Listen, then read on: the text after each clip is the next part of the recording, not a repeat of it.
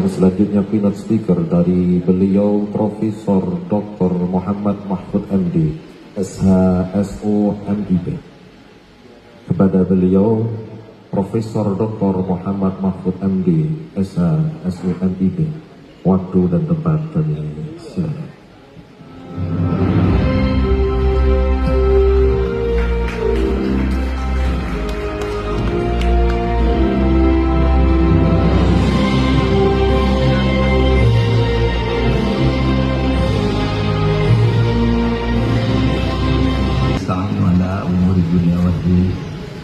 Tengah, terutama Kiai Haji Ubaidillah Sodako, Rais Surya, PWNU, Kiai Haji Dr. Rozin, Ketua PWNU, Pak Sigit Pamungkas, Bupati junior saya di Jakarta, Bupati Sragen, kemudian pengatur pondok pesantren, kemudian yang terhormat juga Kiai Haji Ahmad Fadlullah.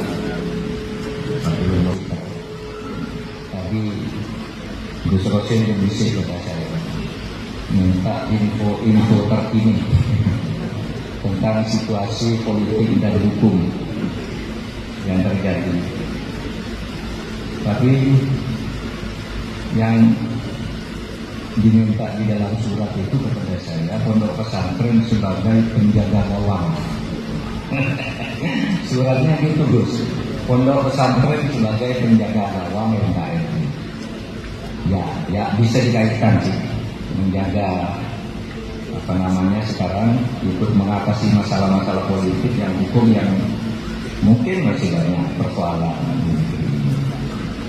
Baik para kiai, hadirin sekalian, para peserta, dalam catatan sejarah kita justru banyak keberhasilan Indonesia ketika pesantren itu aktif melakukan serangan-serangan untuk membereskan atau menghadapi lawan-lawan yang mengancam negara kesatuan Republik Indonesia. Jadi ibarat main sepak bola atau ibarat perang. Ini ada bapak dari Kodim, ada bapak dari Polres. Kalau berperang dengan mereka kan ada dua dimensi. Satu dimensi defensif. Defensif itu artinya menjadi pemain depan lemah. Oleh sebab itu mari kita sekarang bawa pondok pesantren ini untuk menjadi penyerang juga, di samping menjadi penjaga gawang, menjadi sentrakurnya, menjadi penyerang kanan, penyerang kiri, back kanan, back kiri, gelandang kanan, back kiri, dan sebagainya. Dibagi-bagi, karena banyak persoalan kita ibarat main sepak bola. Gitu. Lawan kita itu banyak, kita bisa kebobolan, ya, atau bisa kita stagnan, tidak bisa melakukan apa-apa. Padahal negara ini sedang lagi menghadapi banyak persoalan. Nah, perjuangan kaum muslimin untuk benar-benar menjadi muslim itu memang ya mencakup defensif dan ofensifnya. Kalau ada kata amanu wa amilus sholihat, sehingga sekarang mungkin terpikir oleh kita sekarang harus defensif karena negara ini sedang menghadapi ancaman. Mungkin pikirannya kenapa kok yang diminta defensif kok bukan ofensif. Nah, saya akan mengingatkan dulu perjuangan pondok pesantren yang kemudian mendidik masyarakat agar kuat imannya, taat pada agamanya, lalu membangun kesadaran untuk kemudian membangun negara Republik Indonesia. Saudara, kalau dari sudut ilmu dan dari sudut konstitusi, sebenarnya kesetiaan kita itu bukan kepada negara kesatuan Republik Indonesia, karena negara kesatuan itu bisa diubah kapan saja. Dan kita sudah pernah mengubah negara kesatuan dan itu tetap membela kesatuan seperti sekarang. Jika dulu Indonesia ini menjadi negara sekitar tahun 49 sampai 50, akhir 49 sampai awal 52, sekitar 4 atau 5 bulan, itu juga kita pertahankan. pada waktu itu sampai terus mengatakan ke negara kesatuan kembali.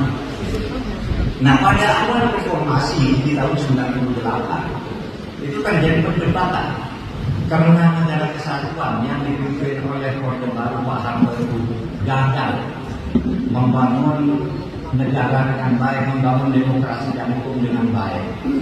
Korupsi terjadi di mana-mana sehingga banyak KKN. Zaman Orde Baru itu memang disebut negara KKN, jangan takut. Zaman Orde Baru dipimpin Pak Harto kata dia KKN itu adalah MPR-nya ada undang-undang. Semua undang-undang yang lahir di awal reformasi itu menyebut karena pemerintah Orde Baru KKN, mari kita membangun negara baru, negara kesatuan Republik Indonesia yang baru berdasar hasil reformasi. Nah, ketika akan membangun negara Republik Indonesia yang baru itu dulu ada usul agar Indonesia ini menjadi negara federal. Yang mengusulkan pada waktu itu Pak Amin Rais.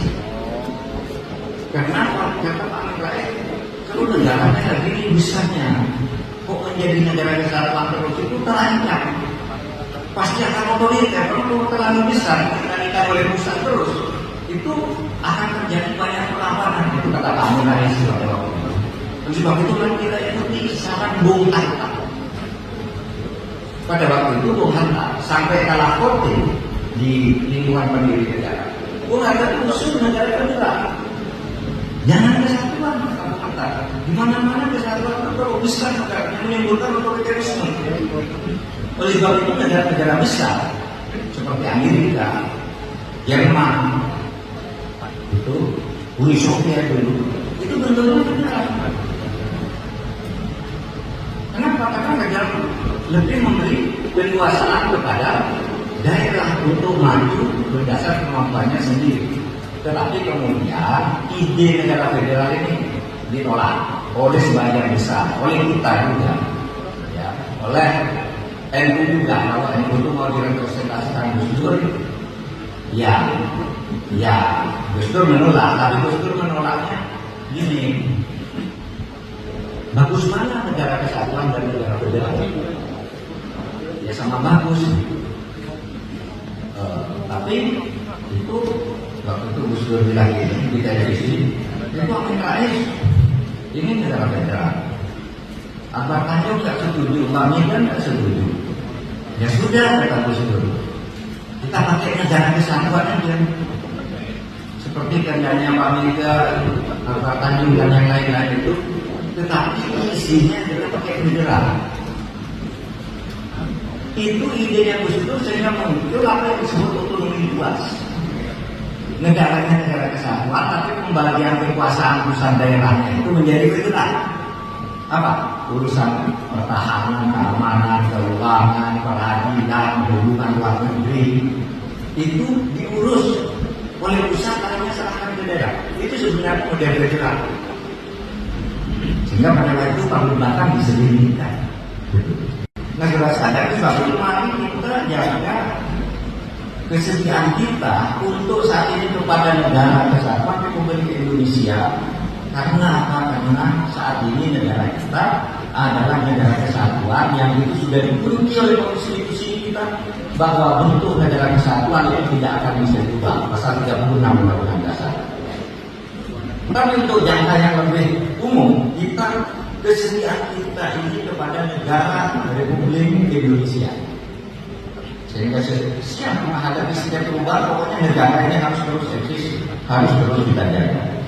Nah, sudah saya katakan dulu NU membangun ormas, kemudian sesudah membangun ormas 1926 lalu ikut menyuarakan kemerdekaan. Sesudah merdeka mempertahankan kemerdekaan. Sesudah merdeka ketinggalan. Sesudah merdeka ketinggalan. Hampir tidak ada tokoh-tokoh NU yang menjadi tokoh-tokoh pemerintahan dan tokoh-tokoh militer, hampir tidak ada. Itu berulang iya. Tetapi ketika Indonesia merdeka, jabatan-jabatan itu tidak diberikan kepada NU. Kenapa tidak diberikan?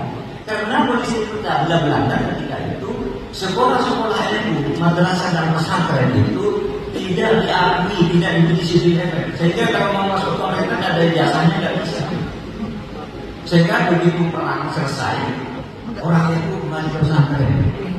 Mau jadi jenderal nggak bisa, jadi kolonel nggak bisa, ada satu dua gitu. Tapi tentara kecil, pegawai kecil, kalau jadi pejabat tinggi, jadi menteri, jadi menteri agama saja, lalu anggota DPR itu dulu. Nah karena itu pada tahun 1951 tanggal 20 Januari, Kiai Wahid Hasyim, Ketua NU pada waktu itu bersama Bang Dosan, Menteri Pendidikan dan Pengajaran dari Mas Humi, itu membuat SKB. SKB itu yang menyebabkan kita itu maju. Karena apa? Isinya pendidikan madrasah itu disamakan dengan pendidikan negeri. Anak madrasah boleh masuk, madrasah itu dia boleh melanjutkan ke SMP, SMP boleh melanjutkan ke sanawiyah, sanawiyah boleh melanjutkan ke SMA, SMP boleh melanjutkan ke alia, dan seterusnya ke atas. Itu tahun 51. Dan hasilnya apa? Pada tahun 70-an itu pondok pesantren, anak-anak santri yang tadinya dianggap anak sekolah kelas 2 itu sudah menjadi sarjana, menjadi dokter, menjadi insinyur, menjadi macam-macam. Tahun 80-an akhir menjadi profesor. Saat reformasi banyak yang menjadi menteri, bukan hanya menteri agama. Anak santri bisa anak perempuan, Menpesra, Menko Polhukam, Menteri Agama, banyak itu. Nah saudara, itu bentuk-bentuk ofensif dari perjuangan NU di dalam menjaga negara kesatuan Republik Indonesia ini. Nah sebab itu, hadirin sekalian, kesetiaan pondok pesantren dan NU saya katakan tadi adalah kesetiaan kepada negara Republik Indonesia sebagai Darul Mithaq. Negara kesatuan Republik Indonesia adalah Darul Mithaq.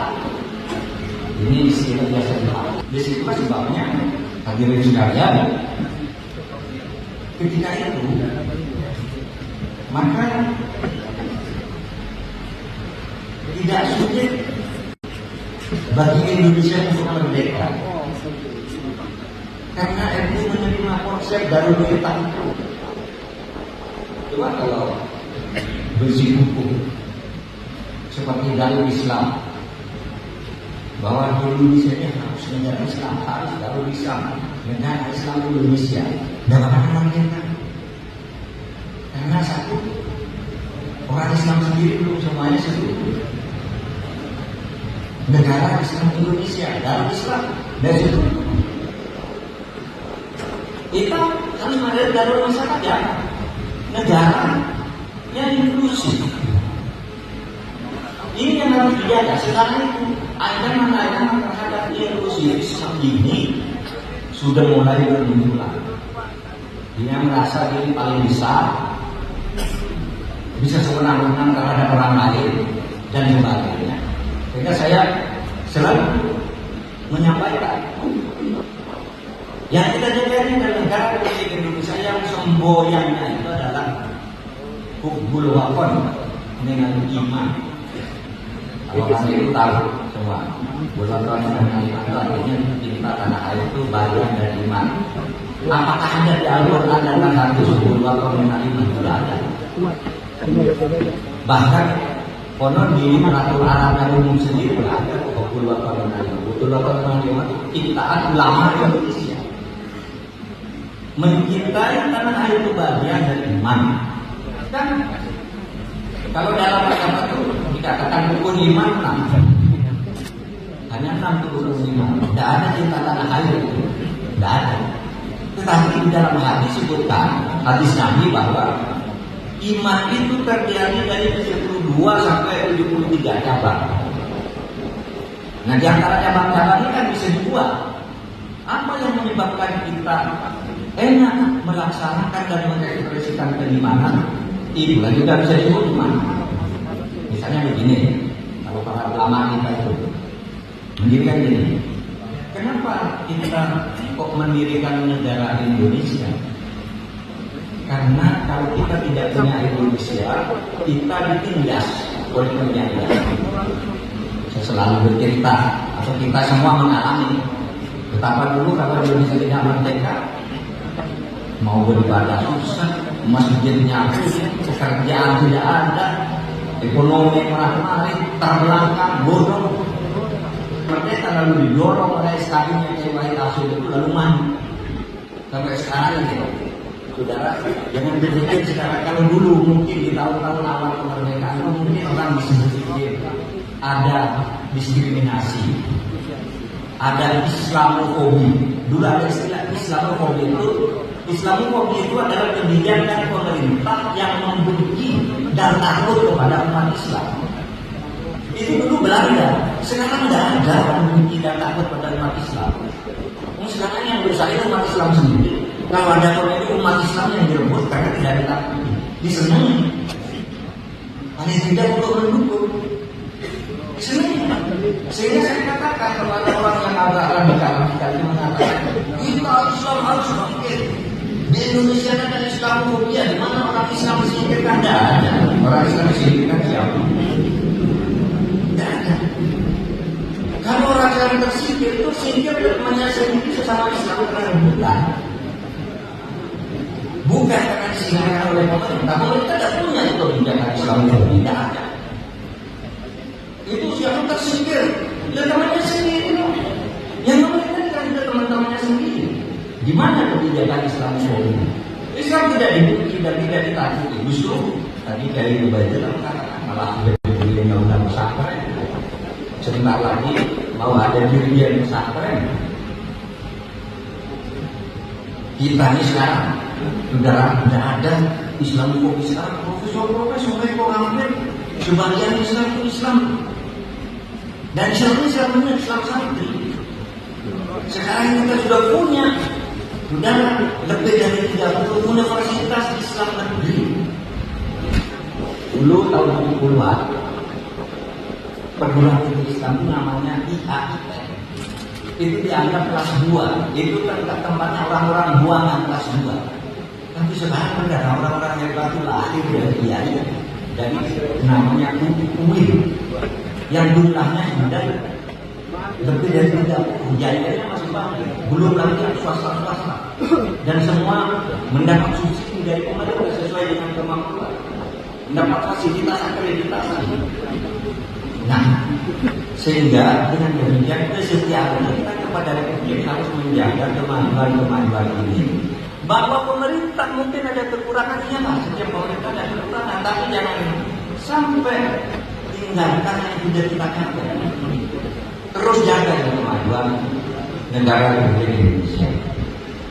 Jadi kalau tadi kita takut berwakil nanti nggak ada habisnya.